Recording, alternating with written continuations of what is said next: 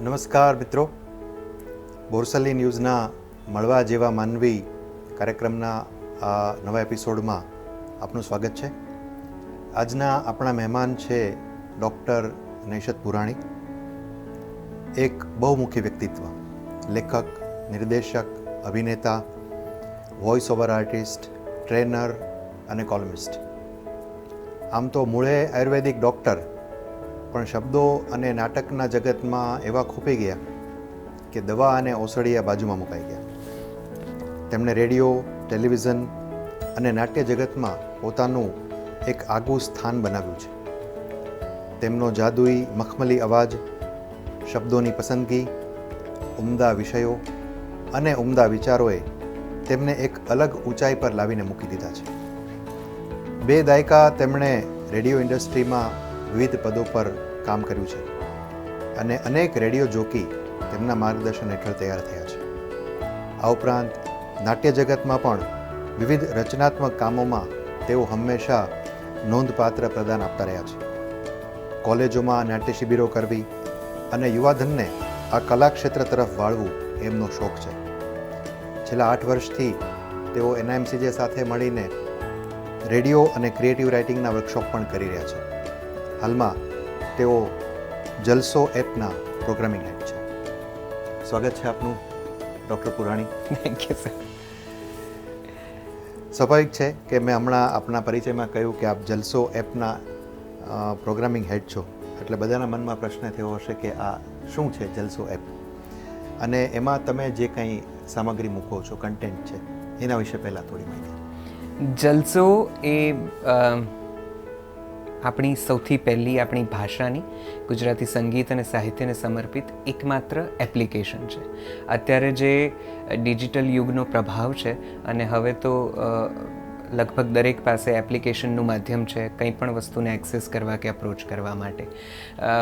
મને વ્યક્તિગત રીતે ગુજરાતી ભાષાના સંગીતમાં અને એના સાહિત્યમાં ખૂબ રસ છે.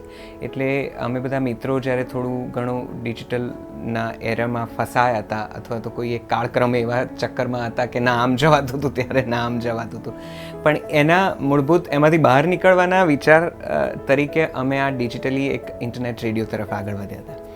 એનું આ એક્સટેન્ડેડ વર્ઝન છે જલસો મ્યુઝિક એપ, જેમાં માત્ર ને માત્ર ગુજરાતી ગીતો છે અને ગુજરાતી સાહિત્યનું ખૂબ બધું એમાં કોન્ટેન્ટ છે. એટલે એમાં વાચિકમ છે, જેમાં ડ્રામેટિક રીડિંગ્સ છે, કવિઓના પઠન છે, બાળકોની કવિતાઓ છે, વાર્તાઓ છે, માઇક્રોફિક્શન્સ છે, માઇથોલોજી છે.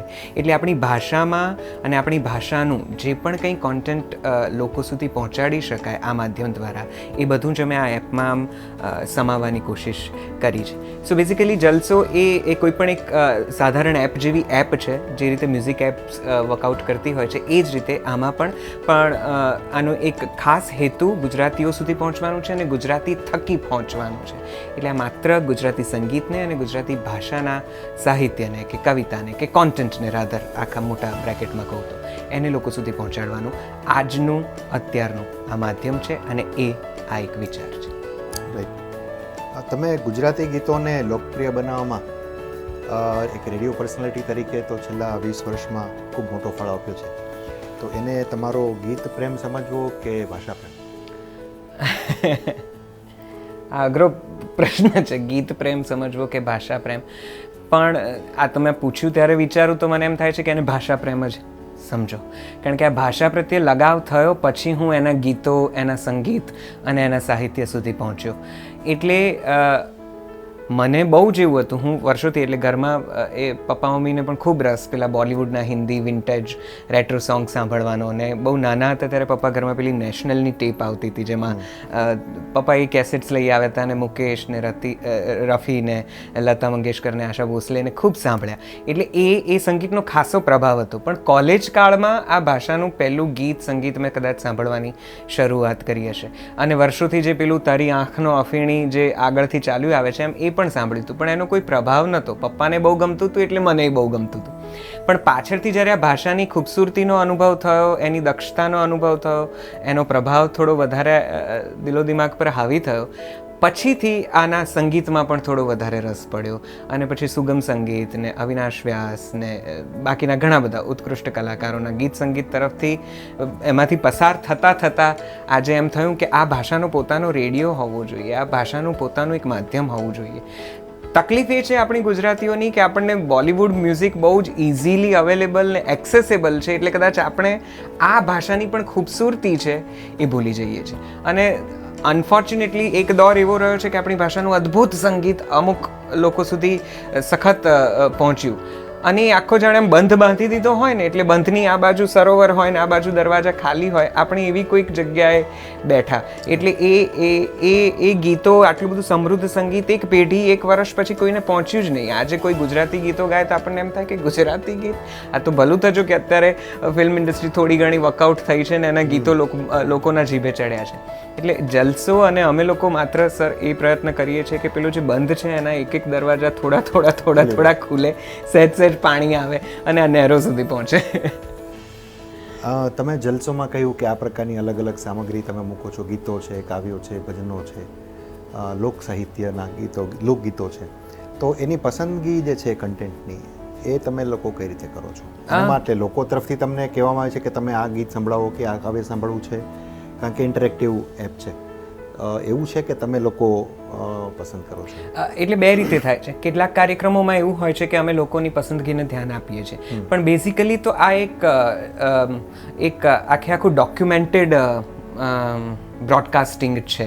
એટલે એમાં તો અમારો ઝુકાવ, અમારો હેતુ અને અમારો પ્રયત્ન એ હોય છે કે આ ભાષાનું જેટલું પણ સંગીત છે, જ્યાં પણ છે, જે પણ લેબલ પાસે છે, કોઈક ઇન્ડિવિજ્યુઅલ આર્ટિસ્ટ પાસે છે, કોઈક ઓરિજિનલ પોતાની રીતે ક્રિએટ કરી રહ્યું છે, તો એ દરેક પ્રકારનું સંગીત અમે આ ભાષાની આ એપ્લિકેશનમાં સમાવીએ. એનું કારણ એવું છે કે લોકોનો પોતપોતાનો રસનો વિષય છે. જેને કદાચ ફિલ્મી ગીતો ગમશે અને કદાચ સુગમ સંગીત ન ગમે, કદાચ એને લોકગીતો ગમતા હોય અને ગરબા ગમે અને કદાચ ગઝલ ગમે, તો અમે એ મોટા ડેટાબેઝમાંથી એવું ચોક્કસથી કરીએ છીએ કે એને કેટેગરાઇઝ કરતા જઈએ છીએ, એના જુદા જુદા કમ્પાઇલેશન્સ ક્રિએટ કરીએ છીએ, જુદા જુદા આલ્બમ્સ ભેગા કરીએ છીએ અને એ રીતે દરેકને પોતાની પસંદગીનું સંગીત, ગુજરાતી સંગીત આ એપ્લિકેશનમાં સાંભળવા મળે એવો અમારો પ્રયત્ન રહે છે. બાકી અમે કોઈ એવા ધારાધોરણો નથી રાખ્યા કે આનું જ ગીત લેવું, આનું ન લેવું, કે આ પ્રકારનું લેવું કે આનું ન લેવું. અમારી મનસા એવી છે કે દરેક પ્રકારનું ગુજરાતી ગીત સંગીત આ એપ્લિકેશનમાં વધુમાં વધુ સમાવાય અને લોકો સુધી પહોંચે. એટલે કોઈ ઇન્ડિવિજ્યુઅલ આર્ટિસ્ટ પણ પોતાનું એકાદ ગીત લઈને પણ અમને અપ્રોચ કરે, એના ગીતને અમે જો કે એ સારું છે, ખરાબ છે કે નથી યોગ્ય એવું નક્કી કરવાવાળા અમે કોઈ જ નથી. હા, એની જે કેટલીક સાઉન્ડ, વોઇસની ક્વોલિટી અને એની જે ટેકનોલોજીકલી એનું જે પ્રોડક્શન છે કઈ હદનું છે એ થોડી ઘણી જાંચ તપાસ કરીને અમે એપ્લિકેશનમાં સમાવીએ છીએ. કેટલાક સેગમેન્ટ્સમાં એવું ચોક્કસથી છે કે લોકો પોતાની પસંદગી જણાવે તો અમે એ ગીતોને સમાવવાની કોશિશ કરતા હોઈએ છીએ. નિશિતભાઈ, ગુજરાતી ભાષામાં ખૂબ સુંદર સાહિત્યનું સર્જન થયું છે. ગીતો છે, કવિતાઓ છે, લોકગીતો છે, ભજનો છે, એમાંથી ઘણી બધી કૃતિઓ છે ને ક્યાંક આડે હાથે મુકાઈ ગઈ હોય એવું લાગે છે. એક અત્યારે તમે જલસો એપ સાથે સંકળાયેલા છો, તમે ધ્વનિ જગત સાથે વર્ષોથી સંકળાયેલા છો. આનું સોલ્યુશન તમારી પાસે શું છે? તમને શું લાગે છે આના માટે શું કરવું જોઈએ? આ બધી વસ્તુઓ જે આડે હાથે મુકાઈ ગઈ છે એ લોકો સુધી કઈ રીતે પહોંચશે? આ બહુ મોટો પ્રશ્ન છે અને બહુ જ કદાચ મોટો જવાબ હોય, પણ મારો અનુભવ અને મારી અત્યાર સુધીની સમજણ અને મારો પ્રયત્ન જે મને કહે છે એનું કંઈક આવું છે કે હું રેડિયોમાં રહ્યો છું એના કારણે પણ કદાચ મારો આ અનુભવ છે, આવું મારું મંતવ્ય છે કે ભાષા કદાચ લખવા, વાંચવાથી સીમિત રહી શકે. કારણ કે આજની છેલ્લી 2 પેઢી તો એવી રીતે એ ભાષામાં ભણી છે જેમને ગુજરાતીનો કદાચ અનુભવ ઘણો ઓછો છે. એમનું મુખ્ય ભાષા ભણતરનું માધ્યમ જ અંગ્રેજી મીડિયમ રહ્યું છે. એટલે કદાચ એમને લખવા વાંચવાના પ્રશ્નો હોઈ શકે, પણ હું બહુ એવું દ્રઢપણે માનું છું અને રેડિયોનો મને અનુભવ પણ ઘણો બધો એમાં ઉપયોગી થઈ પડે છે કે ભાષા જ્યાં સુધી સંભળાશે ને ત્યાં સુધી એ લોકો સુધી પહોંચવાની છે. એટલે આજે કદાચ તમને લખતા વાંચતા ન આવડે એવું શક્ય છે, તમે આજની પેઢીના હો, પણ તમારું મૂળભૂત આ ભાષા સાથેનો ઉછેર અને એનું સાંભળવાનું આ જે કલ્ચર છે એ એટલું જલ્દી કે હજી નજીકના ભવિષ્યમાં કે હજી 5-7 વર્ષમાં ખતમ નથી થઈ જવાનું. તો ભાષા ઉછરે છે જ સાંભળવાથી. નાનું બાળક પણ કંઈ એ જન્મે ત્યારે એને નથી ખબર હોતી કે હું ગુજરાતી બોલીશ, કે હું સ્પેનિશ બોલીશ, કે હું લેટિન બોલીશ, કે હું અમેરિકન બોલીશ. એ તો આસપાસના વાતાવરણની કાનથી જ એ ભાષા શીખે છે અને મ બ ફ બોલતા શીખે છે. સો આ એક્ઝેક્ટલી એવું છે આપણા સાહિત્યની એ કૃતિઓ કે જે હજી સુધી લોકો કદાચ વાંચવાનું ચૂકી ગયા છે અથવા તો એમના સુધી પહોંચી નથી.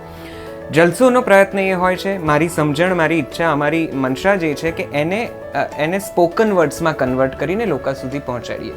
સમય પણ એવો છે, લાઈફસ્ટાઈલ પણ આપણી એ સુધી વિસ્તરી છે કે આપણને એક બુક જોવાનો કદાચ સમય નથી અને વાંચવાનો સમય નથી, પણ ચાલતા, અવર જવર કરતા, ડ્રાઇવિંગ કરતા કે કોઈ બીજા કામમાં જો ઓડિયો તમારી પાછળ ફર્યા કરતો હોય અને તમને સંભળાતો રહેતો હોય તો એ વાર્તા, એ વાત કદાચ તમારા સુધી પહોંચે. તો મારી દૃષ્ટિએ ને મારો અનુભવ અને જલસોનો અમારો અમને જે પ્રતિસાદ મળે છે, અમને જે પ્રતિભાવ મળે છે, એ ચોક્કસથી એવું કહે છે કે સાહિત્યને, આ ભાષાને કે કોઈ પણ કૃતિને, આપણી ભાષાની ઉત્તમ કૃતિઓને જો તમારે લોકો સુધી વધારે પહોંચાડવી હોય તો હવે એનું એક જ માધ્યમ છે ઓડિયો, એનું સરસ મજાનું પ્રોડક્શન્સ અને ઓડિયોના સ્વરૂપમાં એને લોકો સુધી વહેતી કરો. એ ચાહે વોટ્સએપ ફોરવર્ડ્સ હોય, એ ચાહે બીજા સોશિયલ નેટવર્કિંગ હેન્ડલ્સ ઉપર મૂકવાની વાત હોય, પોડકાસ્ટ જે હવે એક નવી ઇન્ડસ્ટ્રી તરીકે ઊભું થઈ રહ્યું છે, ઉભરી રહ્યું છે અને એક આખું નવું માધ્યમ છે. પોડકાસ્ટમાં શું છે, તમે જુઓ રેડિયો પર એક જમાનામાં લોકલ વાતો, બોલિવૂડની વાતો કે ક્રિકેટની વાતો થતી હતી ને આપણને રસ પડતો હતો. એ દોર રહ્યો 10-12 વર્ષ સુધી. હવે રેડિયોના દરેક પ્રોગ્રામમાં કહાણીઓ છે, વાર્તાઓ છે. જેટલા પણ લોકપ્રિય કાર્યક્રમો છે એ બધામાં ક્યાંક ને ક્યાંક કોઈક ને કોઈક વાર્તા કહી રહ્યું છે. લેટેસ્ટ જે એપ્લિકેશન્સ આવે છે એ પણ ચોપડીઓને વાંચીને તમારા સુધી મૂકે છે, એની વાર્તાઓને મૂકે છે. સો સાહિત્ય જ્યાં સુધી સંભળાતું રહેશે ને, મને વધારે એવું લાગે છે કે આ ભાષા, આ સાહિત્ય જ્યાં સુધી સંભળાશે ને ત્યાં સુધી પહોંચશે. એટલે એની ચિંતા કરવાની એ રીતે મારો અનુભવ એવું કહે છે કે જરૂર નથી. અને જલસોનો પણ એ જ પ્રયત્ન છે કે સાહિત્યની ઉત્તમ કૃતિઓનું અમે પઠન કરી અને વાચિકમ અંતર્ગત મૂકીએ છીએ. કાશીકર સાહેબ, લગભગ 400થી વધારે વાર્તાઓ અમે અત્યાર સુધી વાચિકમમાં મૂકી છે અને અમારી સરપ્રાઇઝીસ વચ્ચે કેટલા બધા લોકો એવા છે જેમને હજી પણ આપણા સાહિત્યના શ્રેષ્ઠ નામો વિશે ખબર જ નથી અને એમને સાંભળીને એમ થાય છે કે ઓહો, આવી વાર્તા છે, ઓહો, પછી બીજી વાર્તા છે, અરે રે, આ વાર્તા પણ છે, આ તો કેટલી સરસ છે. અમારા ઇનબોક્સ, અમારા મેસેજીસના બોક્સ બધા જ આ પ્રતિસાદથી એમ છલોછલ છે. ત્યારે ડેફિનેટલી એવું થાય કે આ ભાષામાં તો કોઈ ઉણપ છે જ નહીં, વાત માત્ર એને પહોંચાડવાની છે. અને હું જોઈ રહ્યો છું કે ઓડિયો એનું એક બળકટ. તમે સારું થયું વાચિકમની વાત કરી. હું તમને પ્રશ્ન પૂછવાનો હતો કે આ વાચિકમનો જે પ્રયોગ છે એ પણ ધ્વનિ સાથે, ઓડિયો સાથે સંકળાયેલો છે અને જાહેર કાર્યક્રમો પણ એના તમે અને તમારા મિત્રો કરો છો. એ વાચિકમનો પ્રયોગ જે છે એ શું છે, એ થોડી ડિટેલમાં એની વાત કરો. બિલકુલ. આ બહુ આ તો તમે ડિટેલ શબ્દ બોલ્યા એટલે સારું થયું. બાકી હું વાચિકમની વાત કરતાં એવું લાગે મને કે હું ખાસ્સા લાંબા સમય સુધી બોલી શકું. અને એક સરસ ઉપક્રમ છે જેના અમને બહુ સરસ મજાના ફળ પણ ચાખવા મળ્યા છે. વાચિકમ એટલે બેઝિકલી ગુજરાતી સાહિત્યની શ્રેષ્ઠ કૃતિઓનું ડ્રામેટિક રીડિંગ, નાટ્યાત્મક પઠન. ગુજરાતી સાહિત્યના અદ્ભુત લેખકોની શ્રેષ્ઠ વાર્તાઓ, એ ચાહે ઝવેરચંદ મેઘાણી હોય કે ધૂમકેતુ હોય કે કુંદનિકા કાપડિયા હોય કે ચંદ્રકાંત બક્ષી હોય, વિનોદ ભટ્ટ, જ્યોતિન્દ્ર દવે, તમે નામ લો એ સાહિત્યકાર. તેમની શ્રેષ્ઠ કૃતિઓ, એમની વાર્તાઓને હું અને અમારી ટીમ જલસોની ભેગા થઈને અમે એનું પઠન કરીએ છીએ. એના શબ્દને એઝ ઇટ ઇઝ રાખીને કોઈપણ જાતના એડિટિંગ વગર એ વાર્તાના મૂળને, એની લાગણીને, એની ભાવનાને પકડતા એને સરસ રીતે પઠન કરીએ છીએ. અને પછી એમાં જે ઓડિયોની દ્રષ્ટિએ જે પેકેજિંગ કરવું પડે, જેને કદાચ આપણે ફોલી સાઉન્ડ સુધી કમ્પેર કરી શકીએ, એવા કોઈક વાતાવરણમાં એને લોકો સમક્ષ પ્રસ્તુત કરીએ છીએ. હું રેડિયોમાં હતો કાશીકર સાહેબ, ત્યારે મને આનો પહેલો એક અદ્ભુત ચમકારો થયો હતો. હું જે કાર્યક્રમ કરતો હતો એના એક સેચ્યુરેશન સુધી પહોંચ્યા પછી મને એમ થયું કે હવે કંઈક નવું આપવું છે. એમાં મેં ગુજરાતી ભાષાની વાર્તાઓ વાંચવાનું ચાલુ કર્યું અને રેડિયોના ફોર્મેટ પ્રમાણે ટુકડે હું વાંચતો. અને મને એટલો બધો અદ્ભુત પ્રતિસાદ મળ્યો કે આ વાર્તા તમે સાંભળી જ નથી. અને મને એમ થાય કે આ વાર્તા નથી સાંભળી, તમે આ નથી સાંભળ્યું. પછી તો એમ થયું કે જો આવો પ્રતિસાદ હોય તો મારે વધારે વાંચવું જોઈએ. એ વધારે વાંચતા એટલો બધો સરસ પ્રતિભાવ મળતો થયો કે જ્યારે મેં રેડિયો છોડ્યો ત્યારે મારી બહુ જ એવી લાગણી હતી કે આ વાર્તાઓ બીજું કંઈ નહીં, આપણે માત્ર લોકો સુધી વાંચીએ, એના મૂળભૂત તત્વને ને સત્વને જાળવીને આપણે આ વાર્તાઓનું યોગ્ય પઠન કરીએ. હું અને મિત્રો ભેગા થયા.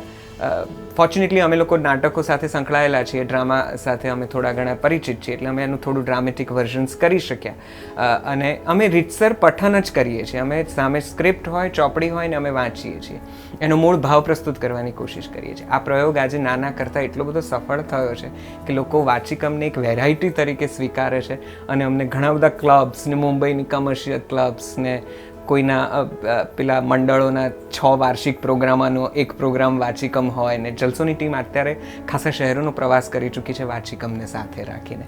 અને જલસોમાં વાચિકમની 400થી વધારે વાર્તાઓ છે. 400થી વધારે. ઝવેરચંદ મેઘાણી, ધૂમકેતુ, વિનોદ ભટ્ટ, કુંદનિકા કાપડિયા, વર્ષા અડાલજા, ચંદ્રકાંત બક્ષી, દૌલત ભટ્ટ, કેટલા બધા, હિમાંશી શેલત, આ બધા જ લેખકોની ઉત્તમ વાર્તાઓને અમે વાંચવાનો પ્રયત્ન કર્યો છે. સો વાચિકમ એ સાહિત્યને થોડી વધારે લોકો સુધી પહોંચાડવાની.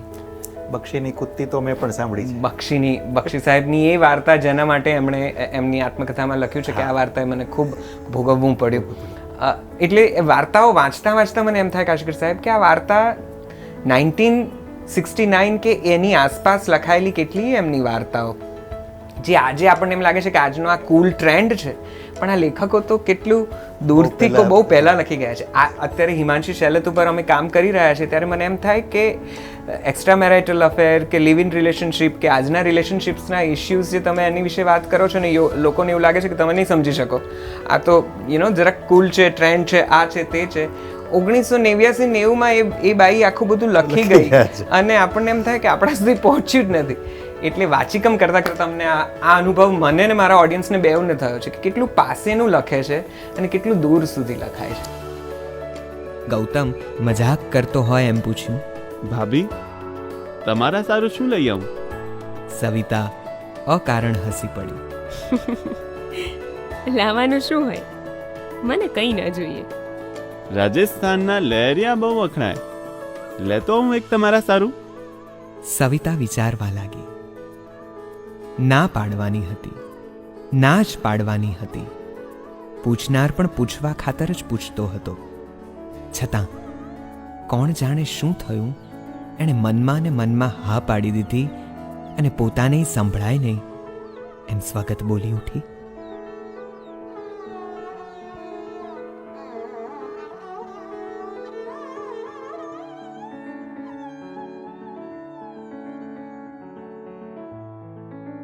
Correct, absolutely.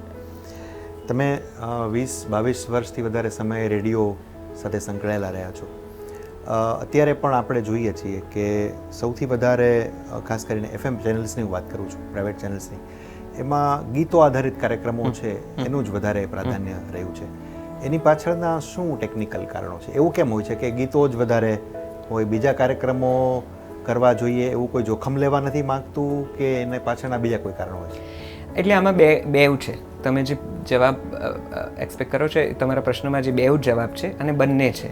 એનું એક કારણ છે કે આકાશવાણીનો જ્યારે જમાનો હતો ને એ દોરમાં જ્યારે રેડિયો એક જમાના સુધી તો રેડિયો માત્ર એક જ માધ્યમ હતું લોકો સુધી પહોંચવાનું. પછી છાપા હતા, પણ રેડિયો એ છાપા માટે તો તમારે તો પણ થોડું ભણતર જોઈએ. રેડિયો માટે તો કાંઈ જ નહીં, તમે સાંભળી શકો, તમે દિવ્યાંગ હો તો પણ તમને સાંભળવા મળી શકે. એટલે વર્ષો સુધી આપણા દેશમાં એકમાત્ર કમ્યુનિકેશનનું સાધન હતું રેડિયો, બહુ બળકટ સાધન હતું. પછી ટેલિવિઝન આવ્યું ને પછી આકાશવાણીનો દોર આવ્યો ને એ દોર પણ થોડોક ઓછો થયો, આછો થયો ને ટેલિવિઝનના પ્રાઇવેટ ચેનલ્સના જમાનામાં લોકોએ રેડિયો સાંભળવાનું બંધ કરી દીધું. અને એ પછીથી જ્યારે રેડિયો પ્રાઇવેટાઇઝેશન તરફ વળ્યું, થોડું એનું કમર્શિયલાઇઝેશન થયું, ત્યારે એ વાત થઈ કે જે એના નવા કલેવરે ધારણ કરતું હતું કાશીકર સાહેબ, ત્યારે એ લોકોએ 2-3 વસ્તુઓ ધ્યાન રાખી. થોડું નવું વેરાયટી આપવાની કોશિશ કરી અને થોડા જૂના અનુભવો ધ્યાનમાં રાખ્યા. એટલે આકાશવાણીનું જે ફોર્મેટ હતું ને એમણે એને સદંતર ત્યાગ્યું, કારણ કે એમની પાસે એ અનુભવ હતો કે હવે આ ફોર્મેટ કે આ રીત કે આ પદ્ધતિથી આપણે શહેરી વ્યક્તિઓને કનેક્ટ નહીં કરી શકીએ. બીજું, એમાં સરકારની ગાઈડલાઇન્સ પણ ઉમેરાઈ. સરકારે કમર્શિયલ કે FM રેડિયોને માત્ર ને માત્ર એન્ટરટેનમેન્ટનું લાઇસન્સ આપ્યું. માટે આપણી પાસે એન્ટરટેનમેન્ટમાં ભારતમાં મુદ્દાઓ રહી જાય છે. બોલિવૂડ, ક્રિકેટ અને લોકલ તમારી કંઈ આસપાસની વાતો હોય. એટલે આ નાનકડા પરિઘમાં જ એમણે આખી વાતો ગોઠવવાની હતી. પણ એમને એક વસ્તુ સમજાયું હતું કે ફિલ્મી ગીતો આ દેશમાં સૌથી વધારે કનેક્ટ કરે છે. એટલે વિવિધ ભારતીના પણ એ કાર્યક્રમો જેમાં ફિલ્મી ગીતોની ફરમાઈશ કે એ કાર્યક્રમો જેમાં એક હી ફિલ્મ સે ને ગુંજન ને એ પ્રકારના એ સૌથી વધારે સંભળાતા હતા. કામદાર જગતના ભાઈઓ બહેનો માટેનો કાર્યક્રમ કે ઉદ્યોગ જગતના ભાઈ બહેનનો કાર્યક્રમ એના કરતાં આ કાર્યક્રમોની લોકપ્રિયતા ખૂબ હતી. એટલે ટેસ્ટેડ ફોર્મ્યુલા હતો, પ્લસ સરકારની ગાઈડલાઇન્સ હતી. એટલે ખાસા સમય સુધી રેડિયોએ માત્ર લોકલ અપડેટ્સની સાથે સાથે આ ગીતોની વચ્ચે વચ્ચે ટોક ઉમેરી. પહેલાં એવું થતું હતું કે આકાશવાણીના ઉદ્ઘોષકો કદાચ બોલતા હશે અને એમની પોતાની રીત પદ્ધતિના કારણે ધીરે ધીરે નવા ફોર્મેટ થોડા ડિસ્કનેક્ટ થતા ગયા. એમણે એટલા માટે જ થોડા વધારે કોન્વર્સેશનલ આરજેસ ઉમેર્યા, થોડી એવી વાતો ઉમેરી. સરવાળે જે ફોર્મેટ બન્યું એ આજનું FM સ્ટેશન છે, જેમાં ગીતોની વચ્ચે વચ્ચે તમને વાત સાંભળવા મળે છે. હવે એ વાતને પણ પૂરો 10-12 વર્ષ થઈ ગયા. એટલે પછી એવું થયું કે ડિજિટલ મીડિયમ આવી ગયું અને આ બહુ ચાલી ગયેલું ફોર્મેટ હતું, રેવન્યુ જનરેટ થતી હતી, પોપ્યુલરાઇઝ થઈ ગયું હતું. એટલે સ્વાભાવિક રીતે જ એમણે કોઈ પણ નવા પ્રકારના ઇનોવેશન એ નાનકડા ફોર્મેટમાં પણ એમણે ઘણું બધું ઇનોવેટિવ કર્યું. પણ જેને કાર્યક્રમોના ફોર્મેટ બદલાતા કે એ કંઈક રચનાત્મકતા જોવા મળે એ ક્યાંક ન સાધી શકાયું. એ થોડી મોનોટોની રહી ગઈ. પણ હવે તમે જો બદલાયેલો રંગરૂપ જુઓ રેડિયોનો, ઇવન FMમાં, તો મેં કીધું એ પ્રમાણે આગળ કે અત્યારે મોટાભાગના લોકપ્રિય કાર્યક્રમોમાં ક્યાંક ને ક્યાંક વાર્તાઓ છે. હવે માઇથોલોજી પણ આવી છે, હવે ફિક્શન પણ આવ્યું છે, હવે જીવનમાંથી બોધપાઠ લેવા જેવા અચીવમેન્ટ્સ કે એવા વ્યક્તિત્વોની વાર્તાઓ પણ આવી છે. સરવાળે કહાણી, ટ્રિવિયા, હિસ્ટ્રી હવે નવેસરથી એ લોકોએ આપવાનું ચાલુ કર્યું છે. એટલે જે રીતે થોડું ફોર્મેટ બદલાયું, જે રીતે થોડી ગાઈડલાઇન્સ બદલાઈ, એ પ્રમાણે એમણે હવે થોડાક મોલ્ડ થઈને એ કર્યું. પણ હા, છતાં રેડિયોમાં એ ઘટના તો થોડીક અઘરી રહી જ છે કે સંપૂર્ણપણે સંગીત ઓછું કરીને કાર્યક્રમો વધારો. એ કદાચ એમની રૂપરેખામાં શામેલ નથી, એમના પેલા ટેસ્ટેડ ઓકે ફોર્મ્યુલામાં શામેલ નથી. અને વધારે વાત પેલા વળતર મેળવવાની પણ છે, રેવન્યુ જનરેશનની પણ છે. એટલે ક્યાંક ને ક્યાંક એ પોલિસીસ પણ એમના માટે હાવી રહેતી હોય. ખરું. તમે નાટ્ય જગત સાથે પણ અલગ અલગ સ્વરૂપે સંકળાયેલા છો. હસમુખભાઈ બારાડી સાથે પણ તમારા ગુરુ રહ્યા છે, તમે એમની પાસે શીખ્યા અને તમે પોતે પણ હવે એમની પ્રવૃત્તિને આગળ વધારી રહ્યા છો, તમે અને તમારા મિત્રો. તો નાટ્ય પ્રવૃત્તિમાં તમારી પોતાની ગમતી ભૂમિકા કઈ છે? અગેન સાહેબ, અઘરા પ્રશ્નો તમે તૈયાર કર્યા છે. જો તમે ખરેખર મને પૂછો તો મને ગમતી ભૂમિકા લેખકની છે. મને લખવું અને સરસ લખવું બહુ ગમે છે. પણ મને વિશ્વાસ છે કે મારા જે મિત્રો સાંભળતા હશે એવું આમ નાકનું ટીચકું કે અથવા તો એક ભમર ઊંચી કરશે કે લખવું ગમે છે, 2 નાટકો આપીને ત્રીજું કંઈ લખ્યું નથી ને અમે ધક્કા મારીએ તો એક અક્ષર પાડતા નથી કાગળ ઉપર અને લખવું બહુ ગમે છે, કયા કરે છે. પણ મારી વ્યક્તિગત રીતે મને ગમતી ભૂમિકા લખવાની. લખાતું નથી, થોડો આળસુ જીવ થઈ ગયો છું અને કદાચ જવાબદારીઓની વચ્ચે સમયની ફુરસદ નથી રહેતી કે કંઈક ખરેખર કોન્ક્રીટ કંઈક લખી શકું. પણ જો તમે મને પૂછો તો ડેફિનેટલી લખવું વધારે ગમે. એ પછી દિગ્દર્શન આવે અને એ પછીથી જરૂર પડે તો અભિનય કરવું પડે તો કરી લઈએ. પણ મને આ 2 ભૂમિકા વધારે ગમે. Training is also something which I love. મને બહુ જ ગમે છે. હું જે શીખ્યો છું એ કદાચ થોડુંક શેર કરવું, એને લોકો સુધી પહોંચાડવું. મંચ ઉપર આટલું. રેડિયો ઇન્ડસ્ટ્રી સાથેનો તમારો આટલો લાંબો નાતો રહ્યો છે અને એમાં પણ તમે વર્કશોપ્સ ને બધું કરો છો, ક્રિએટિવ રાઇટિંગના પણ વર્કશોપ તમે કરો છો. ઘણા બધા યુવાનો છે એ મીડિયા ઇન્ડસ્ટ્રીમાં, ખાસ કરીને રેડિયો અથવા ઓડિયો ઇન્ડસ્ટ્રી એવું કહીએ, એમાં આવવા માટે ઈચ્છા ધરાવતા હોય છે. તો આ પ્રકારના જે યુવાનો છે જેમને આમાં આવવું છે, એમને કયા પ્રકારની તૈયારી કરવી જોઈએ, એમને શું કરવું જોઈએ તમારા મતે? બહુ જ ક્લિશે જવાબ છે, પણ આનાથી સટીક બીજો કોઈ જવાબ જ નથી આ આખી વાતનો. જેને આ માધ્યમમાં આવવું છે, ચાહે રંગમંચ હોય, ચાહે ટેલિવિઝન હોય, ચાહે રેડિયો હોય, ચાહે પ્રિન્ટ હોય, ચાહે એડવર્ટાઇઝિંગ હોય, કે માધ્યમ સાથે, કમ્યુનિકેશન સાથે જેને જોડાવવું છે અથવા તો કોઈ રચનાત્મક પ્રવૃત્તિ સાથે જેને જોડાવવું છે, એ બધા માટે એક જ રસ્તો છે: ખૂબ વાંચો અને એ પછી લખો. અથવા તો હું રેડિયોની ભૂમિકામાં કહું તો સૌથી પહેલાં તો તમારા કાન ખોલો અને મોઢું બંધ કરી દો. આ સિમ્પલ વાત છે, આપણે કરીએ છીએ બહુ ઊંધું, મોઢું પહેલાં ખોલીએ છીએ ને કાન સૌથી છેલ્લે. કરવાનું છે સાવ ઊંધું, કાન પહેલાં ખોલવાના છે ને મોઢું સૌથી છેલ્લે. આ એક માત્ર એક અંગુલી નિર્દેશ છે. કહેવાનો મતલબ એ છે કે જ્યાં સારું, સાચું, યોગ્ય, તમને ગમતું, રસપ્રદ કંઈક સંભળાય છે એ સાંભળવા માટે તમે થોડા વધારે ઉત્સુક થાઓ, થોડા વધારે બરકરાર થાઓ અને એ પ્રમાણેની પોતાના કાનની કેળવણી કરો. એ પછીથી જે આજના લોકોને કદાચ સૌથી અપ્રિય કામ છે કે અથવા એવું જ્યારે વર્કશોપમાં પણ તમને પણ અનુભવ હશે, મને પણ હશે કે એવું કંઈક વાંચવાની કે એવી વાત કરીએ એટલે એમ થાય કે સાહેબ વાંચ્યું તો કંઈ નથી. વાંચ્યા વગર આ ક્ષેત્રમાં હું નથી સમજતો કે કંઈ બહુ મોટા બહુ કંઈ અચીવમેન્ટ્સ કરી શકાય છે, કંઈ કાઠું કાઢી શકાય છે. યા તો તમે આ ક્ષેત્રમાં આવીને પછી ટપલા ખાઈને લોકો તમને ધક્કા મારે એ પ્રમાણે વાંચો, એના કરતાં થોડી તૈયારી સાથે આવો. વાંચવું એ છાપોથી શરૂ કરો, હું તો કહું છું હોટલના મેનુથી શરૂ કરો અને પુસ્તકો સુધી પહોંચો અને દરેક પ્રકારના પુસ્તકો વાંચો, તમારા રસનું વાંચો. આ એક જ માત્ર રીત છે. મને લાગે છે આ વાંચવું શબ્દની અંદર આ માધ્યમનો ઘણો બધો નિચોડ આવી જાય છે, ઘણું બધું માર્ગદર્શન આવી જાય છે. ચોક્કસથી એ તૈયારી કરવી જોઈએ. પછીથી લખવાનું તો ખેર સહેજ આવડતું હશે તો જ તમને એમ થશે કે અમે આ ક્ષેત્રમાં જઈ શકવા માટે સમર્થ છીએ. અને પછી શિક્ષકો અને સારા કેળવણીકાર હોય છે જે તમને લખતા શીખવાડશે કે આવું લખાય. એ તો બહુ ટેકનિકલ વસ્તુ છે કે છાપા માટે આટલા કોલમની સેન્ટીમીટરની કોલમમાં આટલું લખાય ને રેડિયોનું આવું લખાય. પણ એ જે શબ્દ ભંડોળ છે, એ જે વાક્ય રચના છે અને એનાથી પણ આગળ વધીને એ જે સમજણ છે ને, એ મને નથી લાગતું સાહેબ કે બીજી અનુભવ તો ખેર જુદી વાત છે, પણ વાંચવાનો અનુભવ સૌથી મોટો છે. સો જે પણ આ ક્ષેત્રમાં આવવા માગતા હો, રેડિયો સાથે સંકળાવવા માગતા હો તો કાન ખુલ્લા રાખો, બાકી આ માધ્યમ સાથે સંકળાવવા માગતા હો તો વાંચવાનું રાખો. જ્યાં પણ સારી સાચી ભાષા બોલાય છે, જે પણ માધ્યમમાં બોલાય છે, એને પકડવાની કોશિશ કરો. કદાચ છેલ્લે જતાં જતાં હું એમ જ કહીશ કે આ ભાષા પ્રત્યે પ્રેમ કેળવો. ગુજરાતી ભાષાને જેવી તમે તમારી છાતીએથી લગાડવાની કોશિશ કરીને આ ભાષા તમને ગળે લગાડી લેશે. પછીનું કામ તો એ કરવાની છે.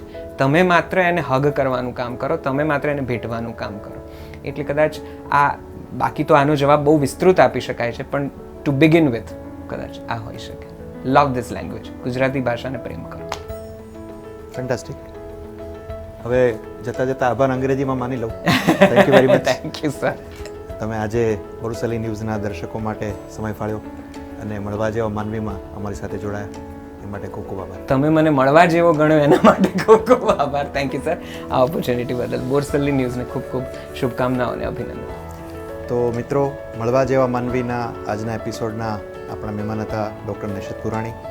આશા કરીએ કે એમની સાથે આપણે જે વાત કરી, રેડિયો, નાટ્ય પ્રવૃત્તિ, ઓડિયો ઇન્ડસ્ટ્રી અને જલસો એપ, આ બધાથી આપને પણ ઘણી બધી જાણકારી મળી હશે.